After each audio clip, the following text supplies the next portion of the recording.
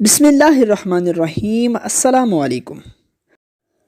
حضرت ابو سعید خدری رضی اللہ تعالی عنہ سے روایت ہے کہ نبی کریم صلی اللہ علیہ وآلہ وسلم نے ارشاد فرمایا، جب جنتی جنت میں اور دوزخی دوزخ میں داخل ہو جائیں گے، اللہ پاک فرمائے گا جس کے دل میں رائی کے دانے برابر بھی ایمان ہو اس کو بھی دوزخ سے نکال لو۔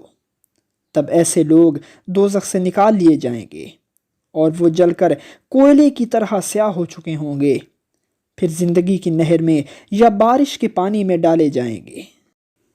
اس وقت وہ دانے کی طرح اگائیں گے جس طرح ندی کے کنارے دانے اگاتے ہیں۔ کیا تم نے نہیں دیکھا کہ دانہ زردی مائل پیچ در پیچ نکلتا ہے؟ اس حدیث کا مطلب یہ ہے کہ جس کے دل میں ایمان کم سے کم ہوگا وہ بھی اپنے گناہوں کی سزا بھگتنے کے بعد دوزخ سے نکال کر جنت میں ایک نہ ایک دن داخل کر دیا جائے گا۔ اس سے یہ بھی معلوم ہوا کہ ایمان پر نجات کا مدار تو ہے، مگر اللہ کے یہاں درجات اعمال ہی سے ملیں گے۔ صحیح بخاری حدیث نمبر 22 جلد 1 باب ایمان کا بیان۔